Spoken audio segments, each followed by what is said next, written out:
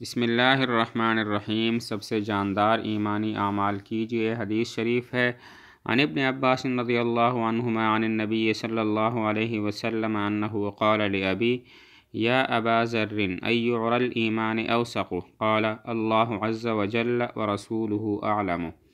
قال الموالاة فی اللہ والحب فی اللہ والبغض فی اللہ۔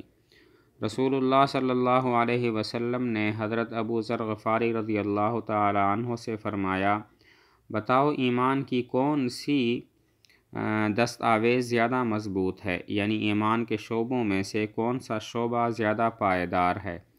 حضرت ابو ذر رضی اللہ عنہ نے عرض کیا، اللہ اور اس کا رسول کو ہی زیادہ علم ہے، لہذا رسول اللہ صلی اللہ علیہ وسلم ہی ارشاد فرمائیں۔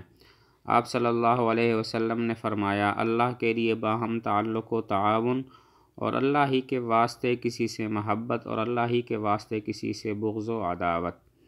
حدیث شریف کا مطلب یہ ہے کہ حضور صلی اللہ علیہ وسلم نے میرے باپ کو فرمایا، صحابی فرماتے ہیں کہ یہ بتاؤ کہ ایمان میں سے سب سے زیادہ مضبوط دستاویز کیا چیز ہے، یعنی ایمان کے جتنے بھی شعبے ہیں ان شعبوں میں سے سب سے زیادہ مضبوط و پائیدار شعبہ کون سا ہے؟